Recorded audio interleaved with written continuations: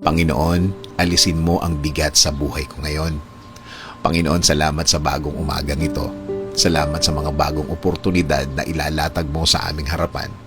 Alam po namin, Panginoon, ito ay bahagi ng pagmamahal niyo sa amin at sa aming pamilya. Panginoon, inaamin po namin na kami ngayon ay nanghihina sa mga pangyayari sa aming buhay. Sa dami ng problema na parang magkakadugtong, parang hindi na natatapos. Inaamin po namin, Panginoon, na kami minsan tinatalo ng kung anong nakikita namin. At minsan, Panginoon, ay hinahanap ka namin. Pero, Panginoon, alam po namin sa oras ng aming paghihina, sa inyo kami kakapit. Sa inyo kami lalapit.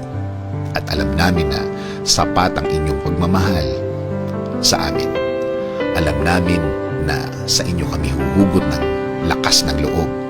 Sa inyo kami hihingi ng inspirasyon. At alam namin na kami hindi mo pababayaan. Hindi mo kami iiwan. Patawad, Panginoon, dahil minsan dinadaya kami ng mundong ito. Nakakalimutan namin ang kabutihan mo. At minsan, nawawala kami sa aming relasyon sa inyo. Isang pangako, Panginoon. Alam namin na kami lagi sa inyong isipan.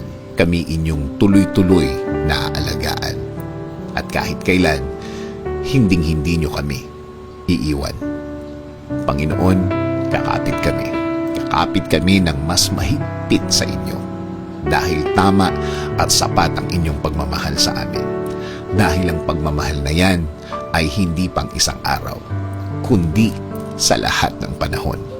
Ipinagdadasal din po namin ang lahat ng miyembro ng aming pamilya na patuloy niyo po silang protektahan sa lahat ng uri ng masama.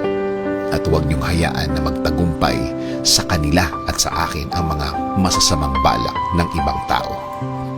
Oo, Panginoon, may mga dadating na magpapahina sa amin.